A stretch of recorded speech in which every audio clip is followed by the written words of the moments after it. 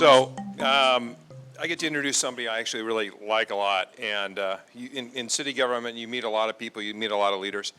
This guy is extraordinary in a lot of different ways. Probably the least of which, if you don't know, he was a pitcher for the Anaheim Angels. So I think we all should acknowledge that. A round of applause. Come on, he's an angel.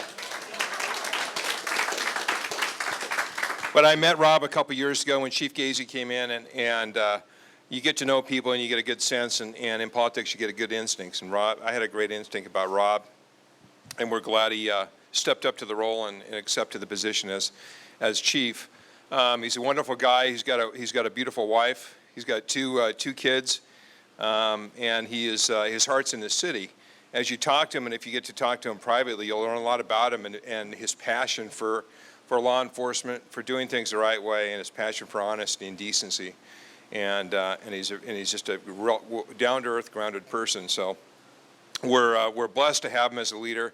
I commend CEO Hatch for bringing Rob and Chief Stefano and some of these other leaders into these positions, because without great leadership, you can't have a great organization. And so with that, I'd like to introduce Chief Rob Sharpnack.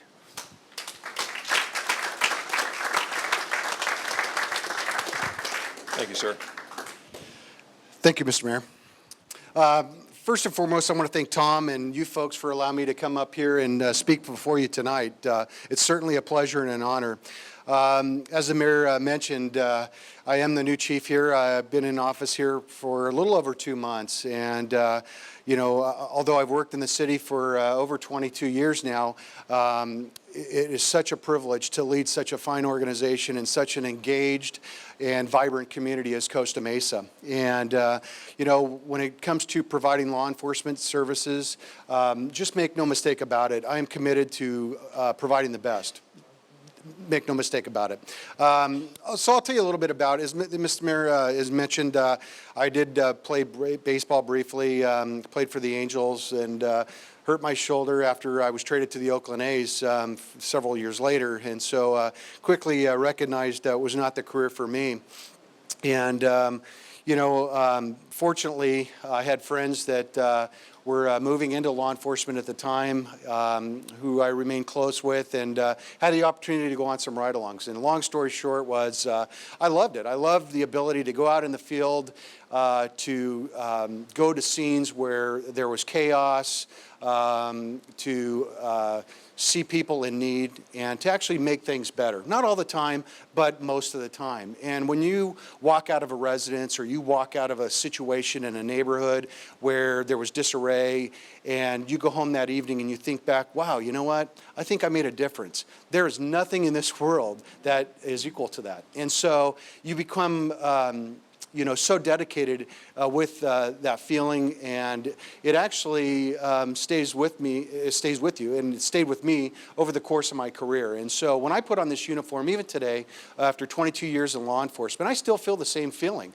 I still feel that sense of pride, that sense of obligation, duty, honor, integrity, and character that I had from day one right out of the academy.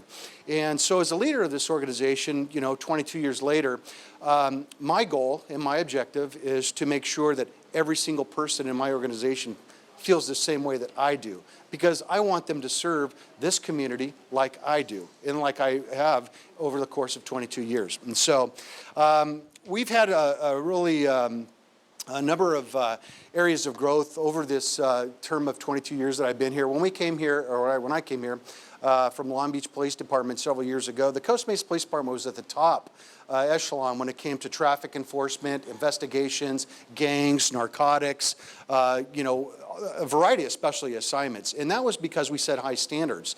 And, also right along with that, we hired people with ethics and integrity and character.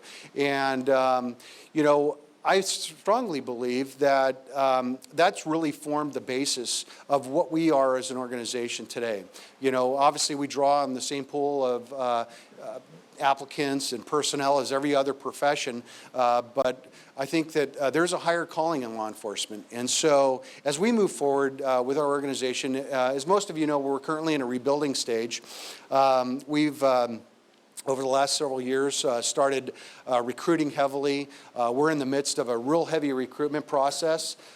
Today, as we stand, we have 114 sworn officers and, 4 in the academy, which is really a bright spot for us.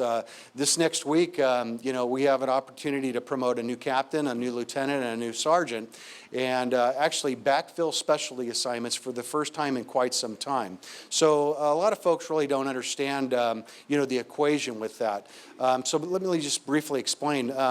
When we had a lot of IODs, we had a very untypical attrition period where we lost quite a few people. And so in order to provide that continued service to you folks, our first line of responders, the uniformed patrol officers, we had to keep a certain level. And so in order for us to do that, as we lost folks to retirement, to injuries and things of that nature, we had to pull from our specialty assignments, our support officers and staff members, if you will. And so what happened was, over the course of time, our detective bureau went down, our traffic bureau, our gang unit, our SIU, our special investigation unit, narcotics, canines, school resource officers, South Coast Plaza, and all that. So anyway, as we've been aggressively hiring, we finally reached the point, and I'm so excited about this. Next month will be a period which we are able to actually backfill some bodies into these specialty assignments. And this is going to start a strong trend that's going to continue all the way up through, I believe 2017 is when we're going to get near our max number, if not achieve it. And so this is a great thing, because our officers and staff members have been so loyal to us and have been really supportive in the mission and the goals of not only the police department, but the city as a whole. And oftentimes as I talk, I talk about the police department and the city.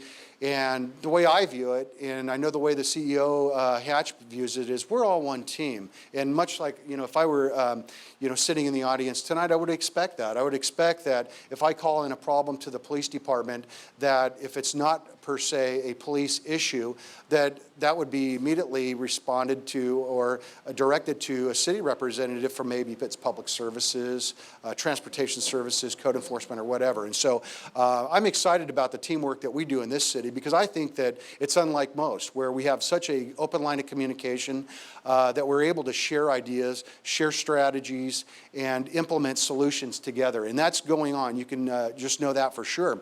And so as we move forward and we continue the build back within our specialty assignments, and it gives us the ability to impact our special operations and improve them, it's going to give us more of an opportunity to address some of the issues that we've kind of, I guess, been a passenger in the car, so to speak, over the last few years. Recently with crime, it's been ticking up, and traditionally it ebbs and flows. It goes up, it goes down. But in November of 14, the Proposition 47 was enacted. And, a lot of folks will tell you, well, you have to go through at least a year to say precisely this is a direct impact as a result of this legislation. But I'll tell you right now, I have never seen such a bigger upward trajectory in crime statistics. And, you go out, and normally when you're at the top of an organization and, or you're leading a business out in the private sector, where do you go to get a lot of your good intel? You go to the people that are actually out on the streets experiencing it. And so when I talk to the officers, I ask them quite frequently. And, the response is that things are getting difficult out there for modern day policing. And as you know, across the nation, it's a dangerous environment. Over a period of 9 days, 4 officers were shot. Shootings, although they're not up right now at this point in time, just violence in general towards law enforcement is up across the nation. And so when I talk about Prop 47, I talk about what we, as the voters, I think it was 60% voted for Proposition 47. What's that? Oh, I'm sorry, I thought I heard something.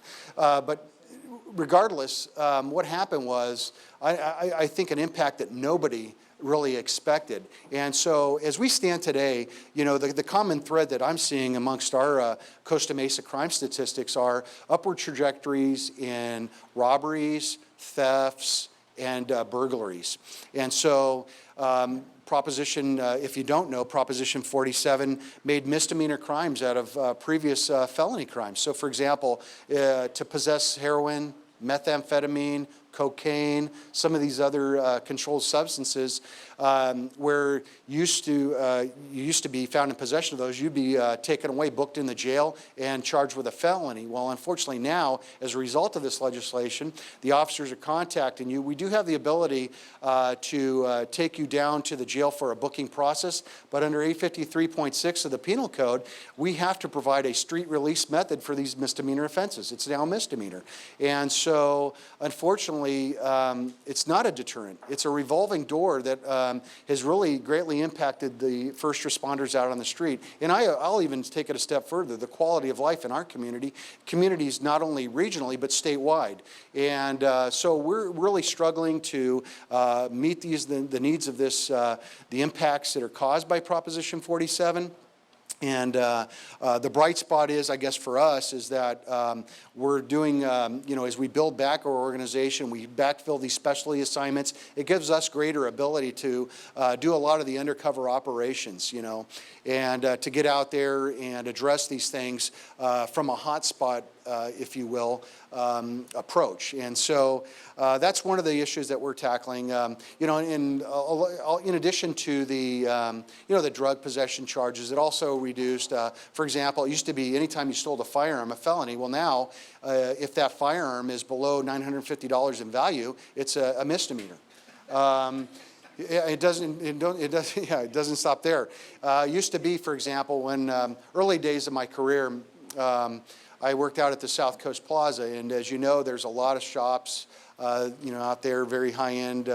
Commerce goes through there and whatnot. But we used to get cases where one person would come in and they would go and they would commit a theft at a certain store, and they would string it. They had booster bags, and they would just go through and just kind of rampage. They'd hit 5-6 stores.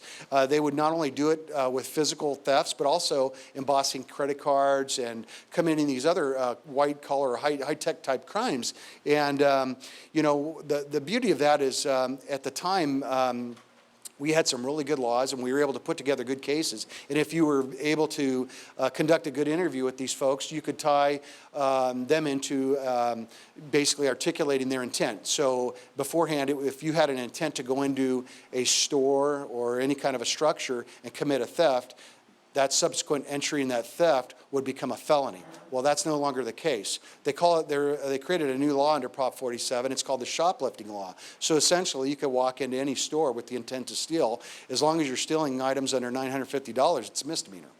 And so that's greatly impacted us. So it's just one thing after the next, and I could go through it. It would just take me quite some time. But you guys, I think I've painted the picture for you that again, there's just no deterrent, especially when you have, and the reason I pointed out that robberies and thefts and stolen vehicles are our top crimes within Costa Mesa, and I'll even push that out even across the state. It's because these are the people that are feeding habits. These are the folks that are stealing items to pawn them, to sell them, to in turn purchase the drugs to use, and it's just a circle. And so, anyway, this is a population that, again, is, really causing havoc right now in a lot of communities. And the last point I'll make on this is just this last weekend, we recovered 78 syringes in the city of Costa Mesa on arrests. And so that's a huge problem. Heroin is really becoming, it has become the drug of choice out on the streets right now. And not only is it causing issues with the overdoses, it's infecting our young adolescent population, but it's really causing a decay and a degradation of communities statewide and nationwide. So we have our work cut out for us, and hopefully we'll catch some breaks down the road with maybe some supplemental legislation or some changes at the legislative level. Again, in working in this community over 22 years, I worked a variety of assignments, which gave me kind of a unique perspective, the ability to see, different problems from different perspectives. I always wanted to learn, and that's what, my goal is for our officers to be as well-rounded as they possibly can, whether it's from, a field training perspective, to have our officers be exposed to training and gaining that knowledge of teaching, which helps them be better learners as well. And, I participated on the SWAT team. I participated, as I mentioned, at the South Coast Plaza as an officer. I went through and worked at a detective bureau, worked crimes against persons, crimes against property. I worked elder abuse, dependent adult abuse cases, and then, proceeded up through, I worked as a corporal, a sergeant, lieutenant, obviously up the chain of command. And so all the way, observing what was going on and what kind of the vision of law enforcement was. And as I stand here today, I think that, this community has changed incredibly. We have a variety of sources, impacts that are really pulling on our officers' time. And so the one thing we have learned over the last few years is to be fluid, to be flexible, and to be visionary. And, when it comes to issues that we're dealing with in the community, some new approaches that we've put in place since I took over have been crime analysis, for one. We used to look at crime stats, and we used to talk about it through crime reports in the briefing environments. But to me, I wanted to take a more assertive approach to that and really develop a accountability method in that. And so what we do now is we have on the first Thursday of every month a crime statistic meeting where I'm present, 2 captains, a lieutenant from our investigation unit, a crime analyst, and our area commanders. Our city is broken up into a geographically based policing system. So we have 2 area commanders. In the south part of town, Lieutenant Ed Everett is our area commander for Area 1. In the north part of town, Lieutenant Vic Bakla is our area commander for Area 2. And so during these meetings, we analyze crime trends and crime stats, and as you can imagine, thefts and what I've already articulated, excuse me, seem to be popping up on a regular basis. And so, we obviously address those. I want to empower the lieutenants, and that's, how I believe that the best model for developing an organization is to empower your people to do their job and to do it well and to take pride in it. And so our area commanders are essentially given a chief of their area title, if you will. And, they go out with autonomy to make decisions that impact whether it's crime trends or quality of life issues to hopefully mitigate these issues as quickly as possible. And, at the end of the day, we're talking about these things the first Thursday of every month. And, essentially, if there's items that we were recognizing, for example, in an apartment complex, one of the apartment complexes we recently looked at a rash of auto thefts. And so, to me, the first things that pop in my mind, well, what other environmental design characteristics can they implement to help offset these crime trends? Can they put additional lighting in there? Can they add a security guard? Can they make more frequent patrols if they do have adequate security? What can they do to help control their property? And so part of this team partnership that I mentioned earlier with the city, we've now implemented a portion where in the meetings with all the department directors, I've been given the opportunity to come over and talk about our trends. And we have a lot of great minds. CEO Hatch is directing a lot of really good people. Our department directors team, it's an honor to be a part of this group because these folks are really, really good at what they do. And so I think, bouncing things off them and actually, asking for their assessment or their suggestions is also part of that teamwork approach because nobody has all the answers, and I certainly don't. And, I would be remiss, obviously, if I'm not seeking whatever options I have out there to create viable solutions. So As we move forward, like I said, the optimism is really, really good as far as building back the organization. I mentioned, building back our specialty assignments, some of the problems we've had with Proposition 47, obviously, there's other issues that I'm sure you've read about in the newspaper or heard at some of the council meetings, sober living rehab homes. Those are also hot topics, and I'm not, focusing on any one thing. I want everybody to know that my perception and the way I approach my job is I treat everybody equally. However, as a police department manager, I have to address areas or locations that draw an inordinate amount of police resources, because our resources have to be equally free to deal with everybody's problems. And I think you can appreciate that.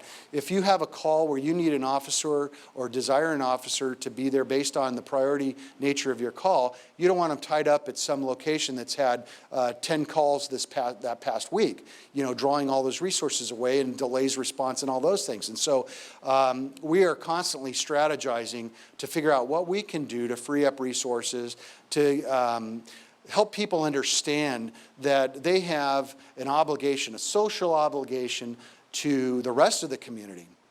And so the hotels, the motels, the sober living homes, those are groups that need to stand up and realize the impacts that they're creating in this community. The next group that we're dealing with out on the streets, and I mentioned the violence across the nation. I read a statistics recently that the Sheriff's Association across the United States did, and I was, wasn't too alarmed, but it was a surprise still. Just over 50% of all the shootings across the nation were perpetrated by somebody with mental illness. And so that kind of sets the stage of, what I want to talk about next. This homeless population that we have, not only locally but regionally, statewide, is probably growing faster than any other population I've seen with this debilitated group. The mental health issues that we're seeing out on the streets today has far surpassed anything that I'd ever perceive would happen. And so now at a time when you have state level lawmakers and county, level folks, basically limiting, the folks that are out there providing solutions. Law enforcement, police officers have to be much more versatile and well-rounded in their approach to address this particular segment of the population. When it comes to the mental health and the mental issues, they're side by side with the drug users out there in our population that we're dealing with on a regular basis that are homeless out on the streets and living in cars and things of that nature. So, these are one of the issues that we can't do it alone. We can't arrest everybody out on the street. And frankly, with these folks in the population, if we can't even get them admitted under a 5150 for either being unable to care for their own safety or for being gravely disabled, there's a problem there. And so what do we do with these folks? And so it's at that point where we start to ask for help, whether it's at the county level, the state level, the federal government. We need resources, and we need them now.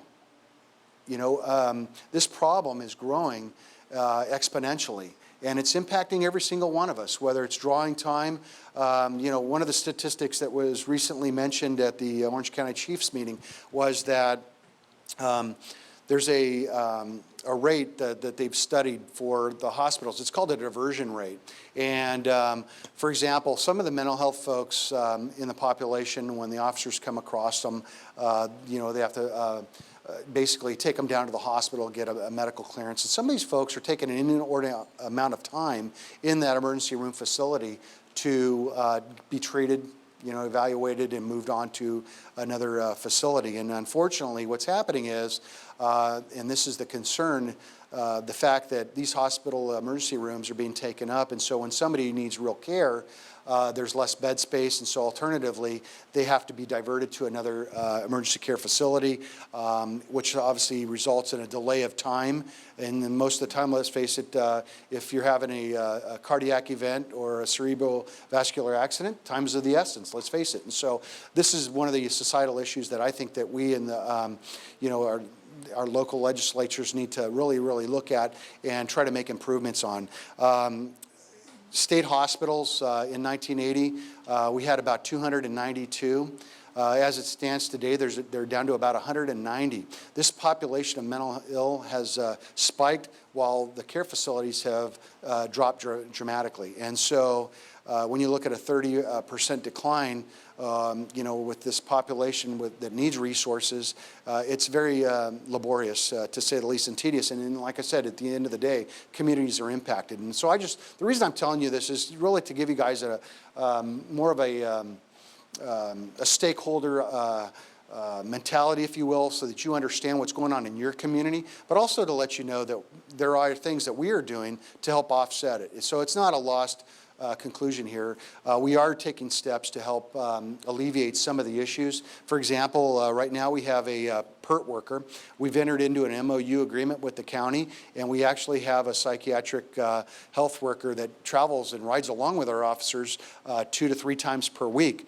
And what she does essentially is deals with folks in home as well as the folks out on the streets. And she creates a caseload. She maintains her observation and files on folks, as well as goes in and does those acute diagnoses where you have somebody that's dealing with a immediate event, whether it's somebody that wants to take their life or something of that nature. And she makes a call, and she also places them under the 5150 hold. So that's one of the options. We also have been trying to train our officers up to deal with folks a little bit more effectively. As you probably have read across the nation, and the statistic I quoted about the officer-involved shootings is quite alarming. And so we're constantly looking out there, what are best practices? What is, as a law enforcement leader, what can I do to better arm my officers to give them tools in the box, so to speak, to solve problems out there? And so I'm looking at, most recently, LAPD has initiated some training where it's actually almost a it's a slowing of the escalation of force model to where they're actually doing some more assessment. Now, I don't know a whole lot about it, but I do know that they're, the whole goal of law enforcement now is today is to train folks up to recognize some of these mental illnesses, to hopefully give the officers, again, insight into what they're dealing with to help them more effectively deal with a problem. And so this is kind of the cutting edge stuff. And so we're certainly very, very interested in that. In fact, we're going to send our folks to one of the regional local training facilities to get them this training and hopefully bring back more training for our folks with regard to not only the mental health, but fair and impartial policing and some of these other good curriculums that are being taught out there. And so that's a big segment that we're dealing with the population. In addition, with Proposition 47, AB 109, we were, we saw some increases, not only, like I said, with Proposition 47 with the probationers, but with AB 109, we've actually encouraged some additional folks who have traditionally been in the state prison environment and are now actually out on the streets. And it's changed things. And for example, when I was a patrol officer and you would go out to a given call, you'd contact somebody, and if they're on parole, for example, and they had a box cutter knife or something in their possession, right then and there you call and you get them violated. You'd be on the road to Chino dropping them off, and they'd have a 12-month stay at the state prison. Unfortunately, now it's not the case, and from what I'm told. They'd also violate drugs. For example, if a parolee was in possession of drugs, they would also violate him up to 12 months for that. Well, now it's taking multiple offenses to actually put somebody back in the state prison for drugs. Box cutter, it depends. There may or may not be a case where they actually put him back at the state level.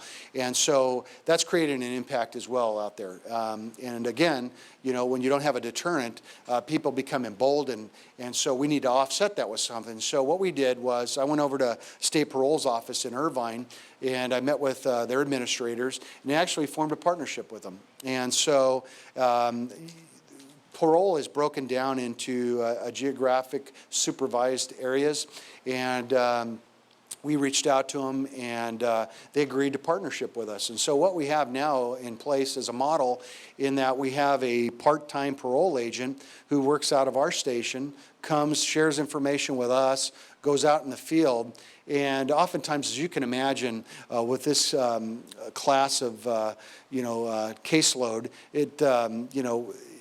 they want to make sure that they have support services around in case they need it. And so the partnership aspect of that is we send our folks with them to make sure that they're safe, but at the same time, we're gaining intelligence on who's who in our city. And in addition to that, we also have a system that we're putting in place with our sex registrants, and they have GPS tracking devices on them, the Parolee sex offenders.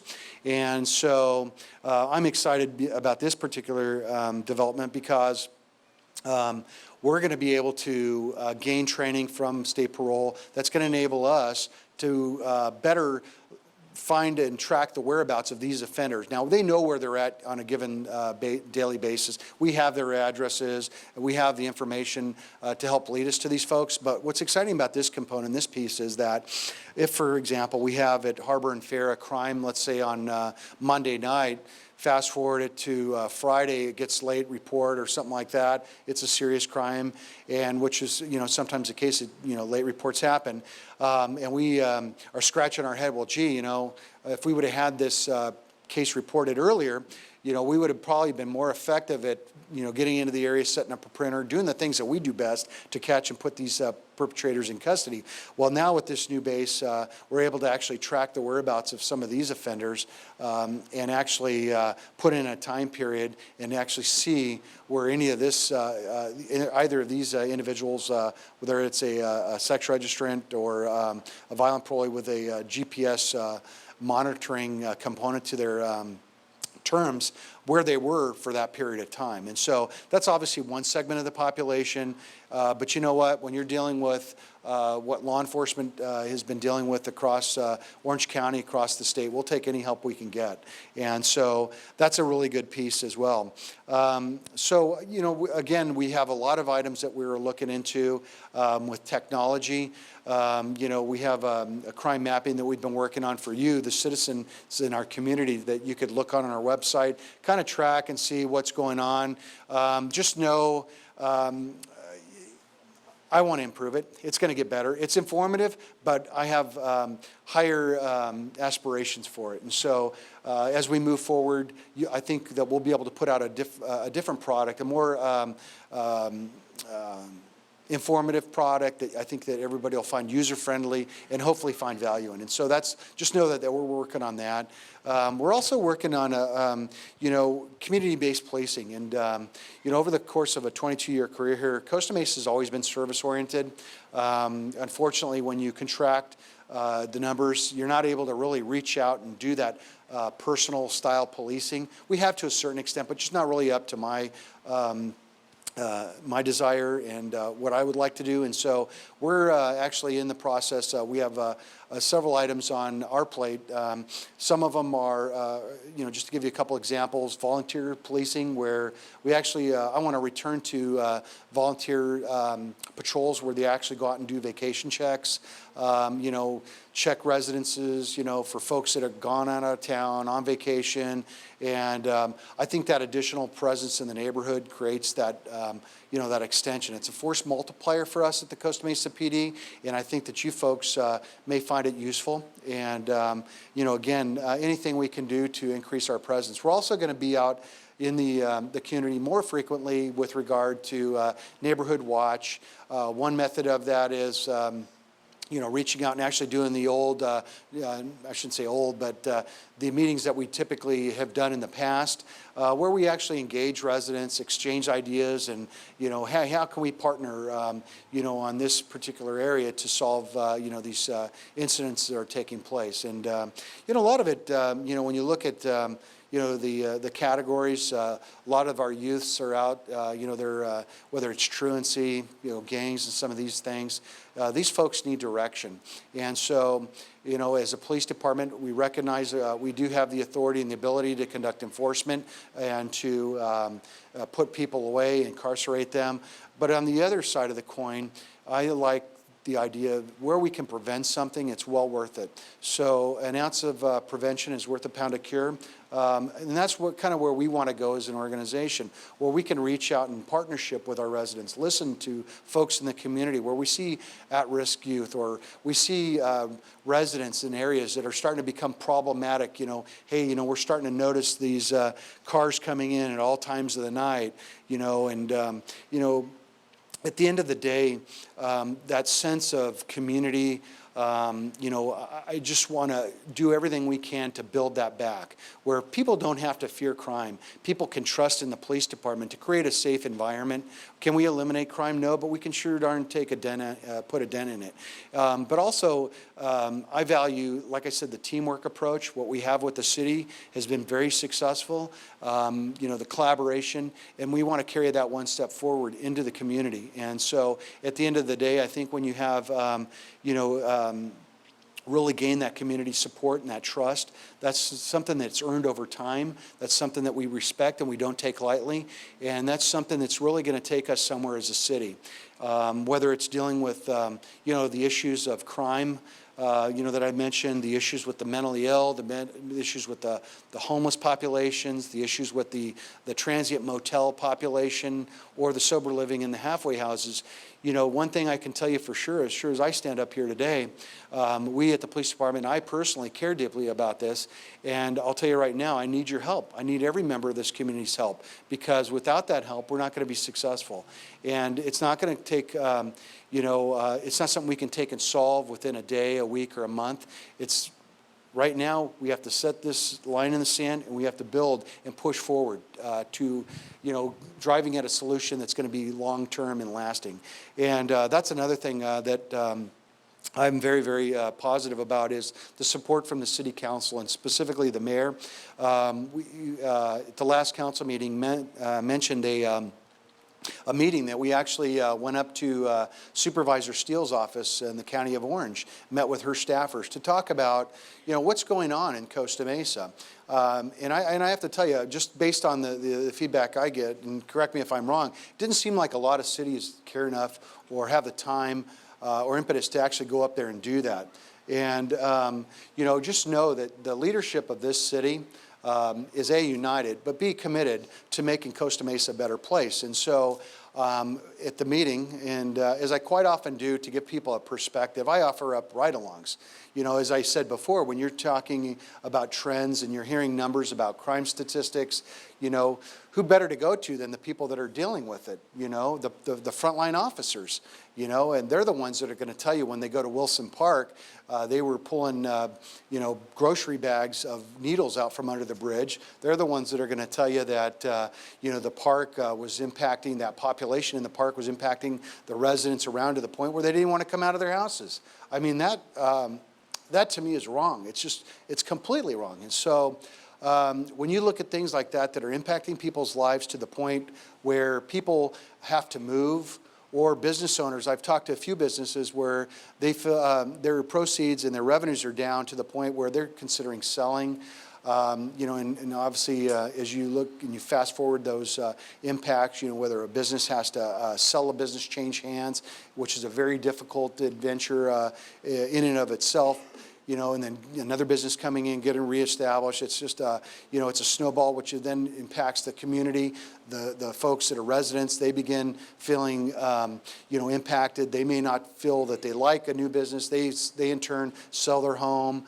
And then, they may rent it. You might receive a more transient population in the community. It's just a snowball. And at the end of the day, this community that we love, that I've been sworn to protect for, over 22 years, becomes negatively impacted to the point where, people aren't going to the parks, and, we have, a state of serious concern. And so we don't want it to go that way. And the reason I'm telling you this is because we care enough, the city council, the city leadership, the police department, on down to the bottom, to do something about it. And so anyway, I just, that pretty much sums up kind of our perspective on policing And, I certainly don't want to take, all the time tonight. I certainly want to answer any questions that you may have. So let's get into the questions. The question was, what are we doing to promote the Neighborhood Watch program, to express the value of it, to reinvigorate engagement, and to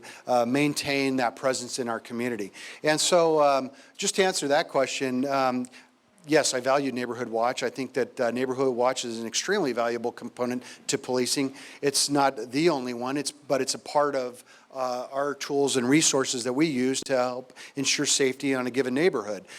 We have a crime prevention officer, and essentially what happens in the process that we utilize, we advertise Neighborhood Watch on our Facebook page.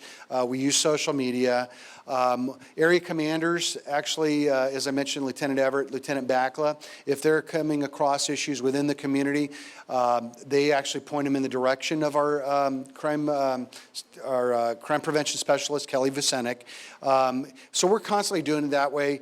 If you're not hearing about it, or if you see any kind of a decline in the program, then I'm all ears. If there's something that we can do better, I don't have all the answers. We're trying to do our best, but if we hear, like, for example, an issue that comes up, let's say, for example, Eldon was an area that we had dealt with years ago, and a number of residents were expressing concern about the quality of life, degradation and whatnot.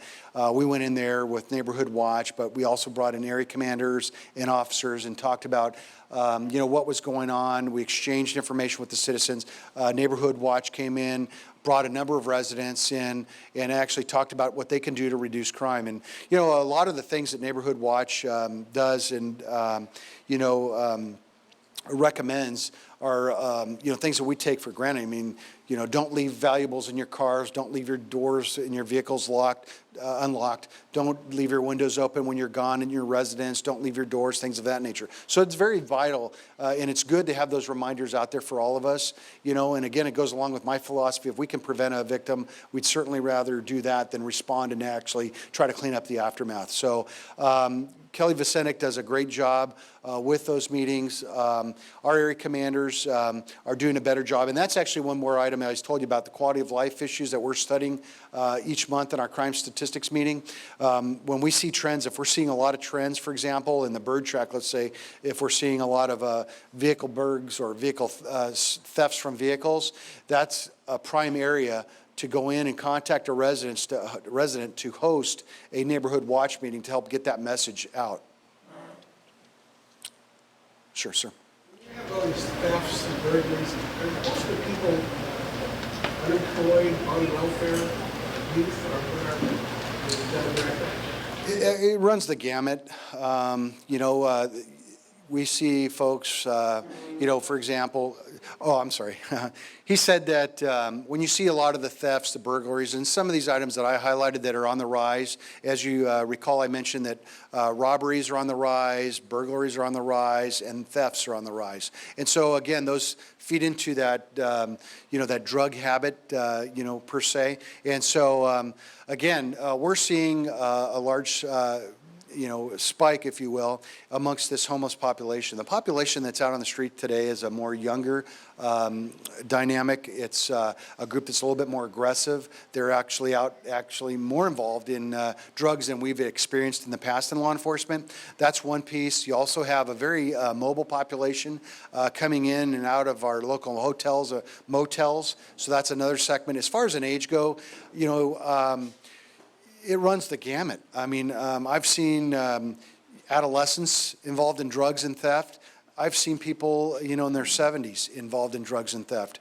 And it runs all socioeconomic backgrounds too. I've seen when I was at the Plaza years ago, we actually had a heart surgeon booked for theft. So, again, but the majority is that, it is typically a younger, population, I would say, just off the bat without running the statistics and things of that nature.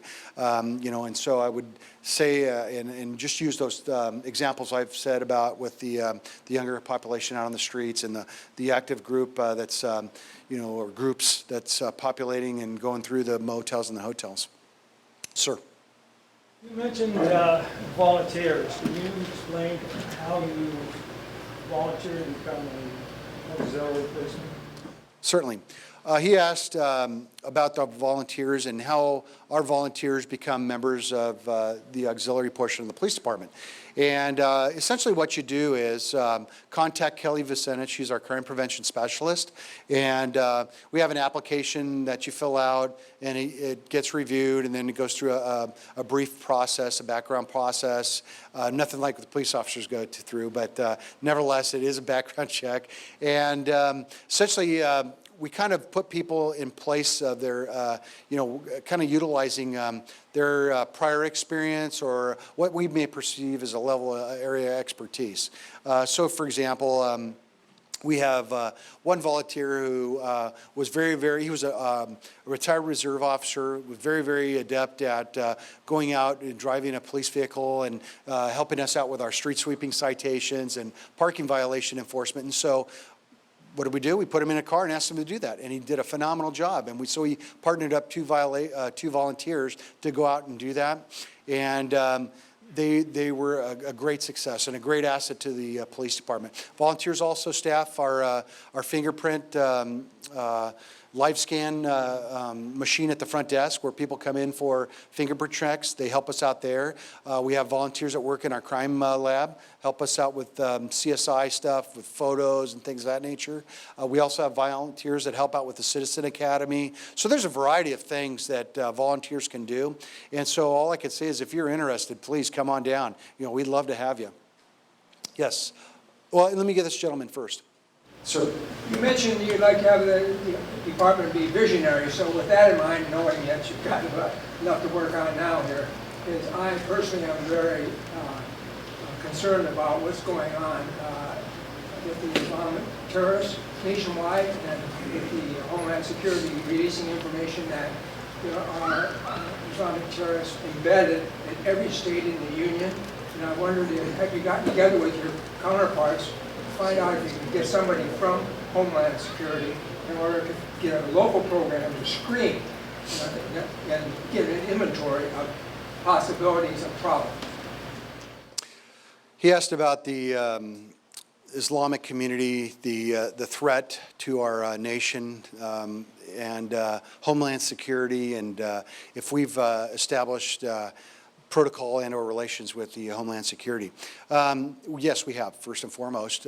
We as recent as a couple, was probably about a year and a half ago, we actually had an operation where we went to a location and we conducted an exercise in joint operation with the FBI, with the Orange County Sheriff's Department and several other police departments and fire departments.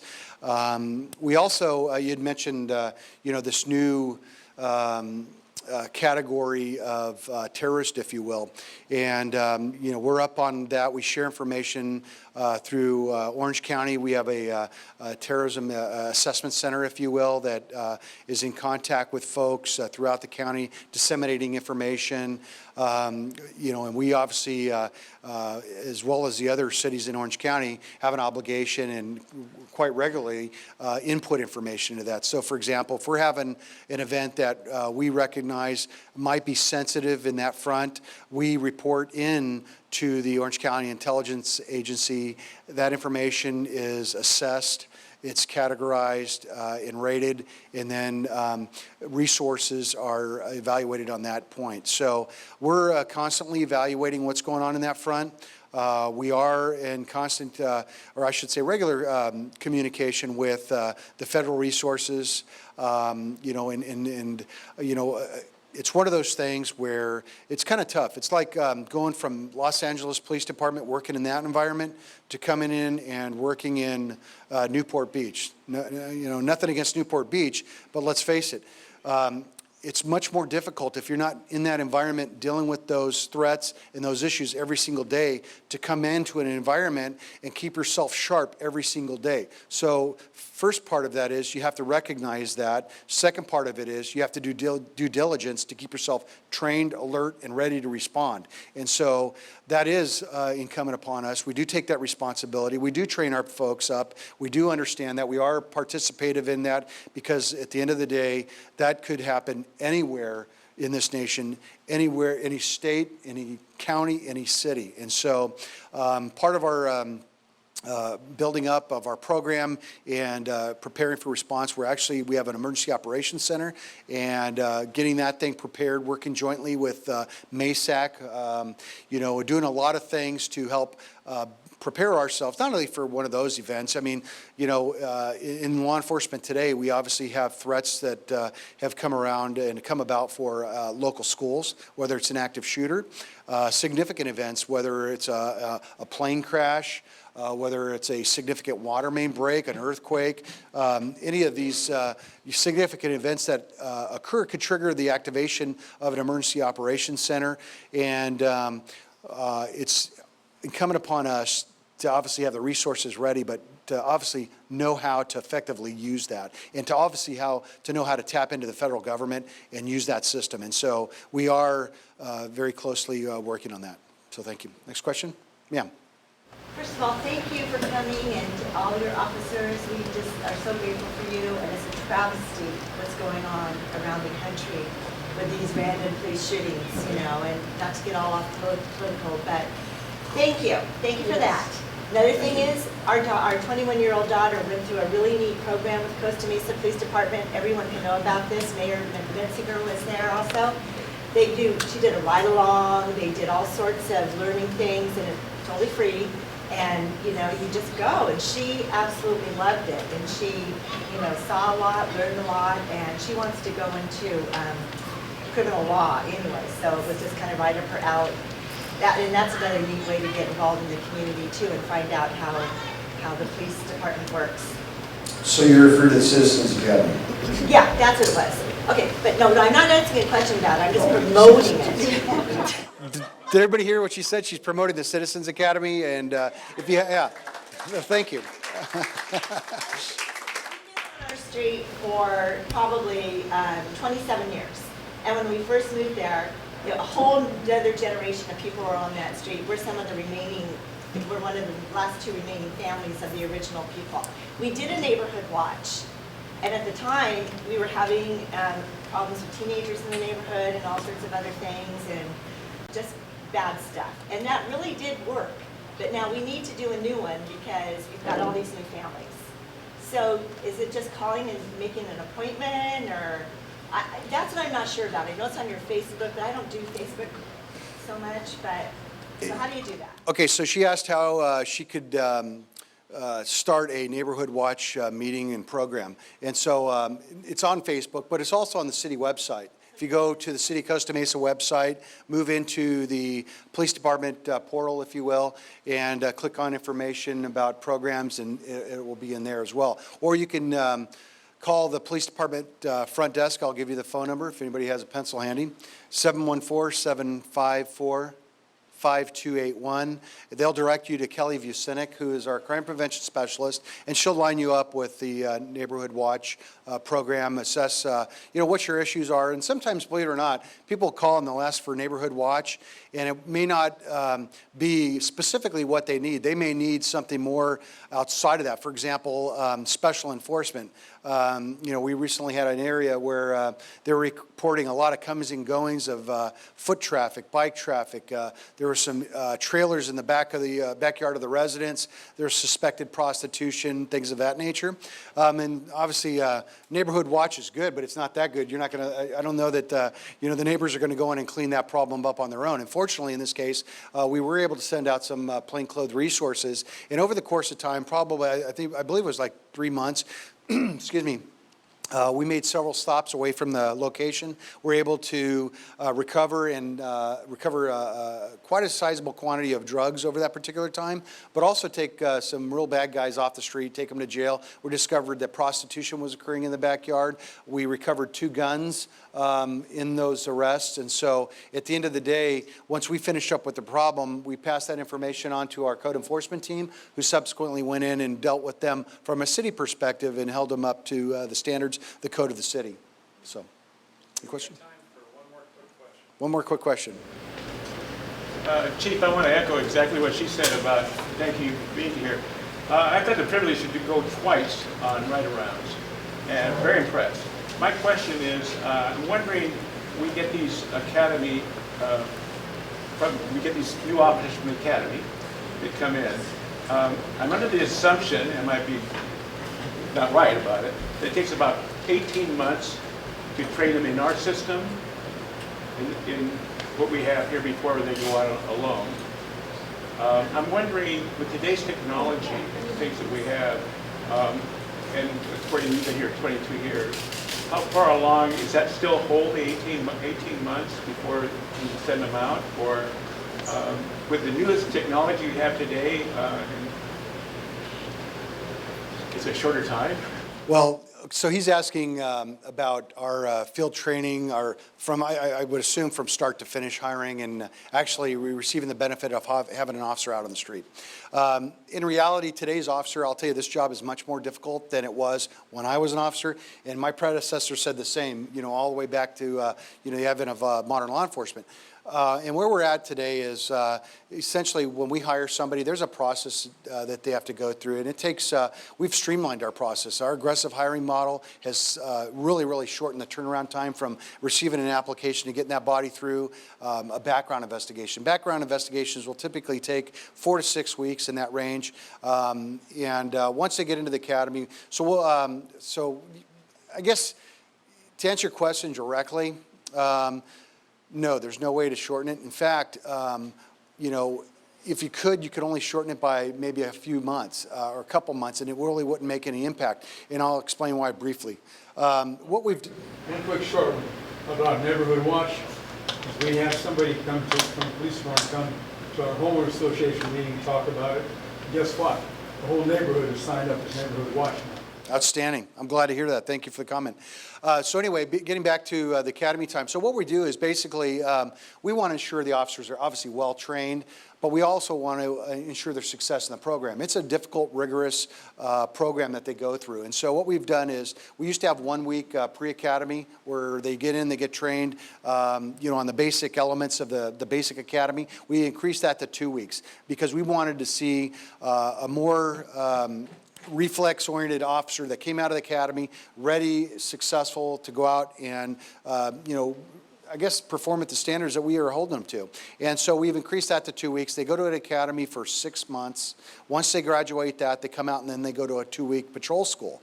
And then, the 2-week patrol school is essentially what we do is try to drive home all the academics, city geography, the operation of the computer, radio, believe it or not, one of the big things is report writing adequate reports, interviews, investigations, officer safety. So it encompasses a wide variety of things that we want to reinforce once they come out of that academy environment.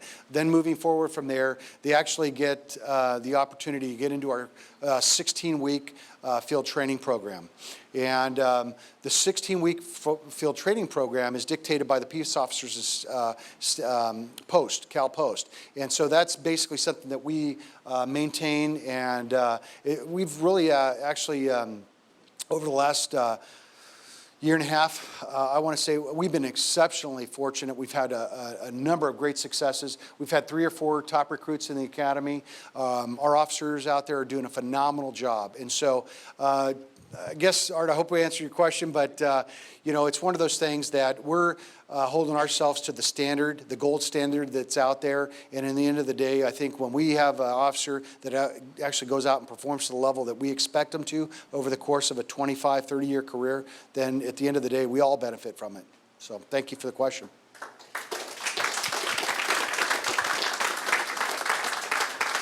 Real quickly, the Chief gave me the privilege on Saturday of going out on a ride-along, and I took Congressman Rohrabacher, who went on his first ride-along, and of course, Congressman's in the passenger seat, and I'm in the back, and we pull into an ARCO station, and one of our coaches from Estancia High School, we go by him, and he looks, and he sees me in the back seat of a police car, and you can imagine what he was thinking.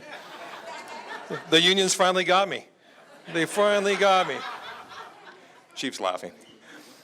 So anyway, I just wanted to, basically, you can see right now this man is a very passionate man. He's a total professional. The council is unanimously in support of our public safety, and we're also symbiotic on what we call holistic public safety. And one of the things you'll hear a lot of in the next coming months and in the future is is our approach in dealing with the problem attractants in the city. And we all know one of those attractants is the problem motels.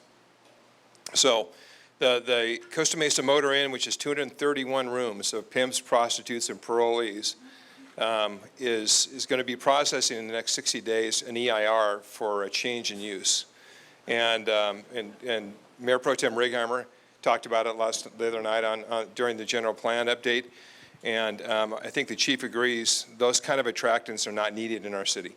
So quick funny story, I'm also meeting once or twice a month with different motels to talk about the crime in their motels and convince them that they can either repurpose their motel to something that is proper and more like it was when it was built when the hills were here, and not what it is today. So we met with the owners of one of our motels, and the chief wasn't there, the area commander was there.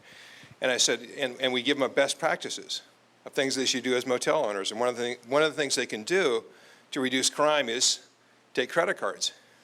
And I won't say the name of the motel. So the first thing I do is I pull up, and everybody knows social media, right? So you've seen all the different social media rating systems. So I pull up their hotel and the social media rating systems, and it shows all the problems.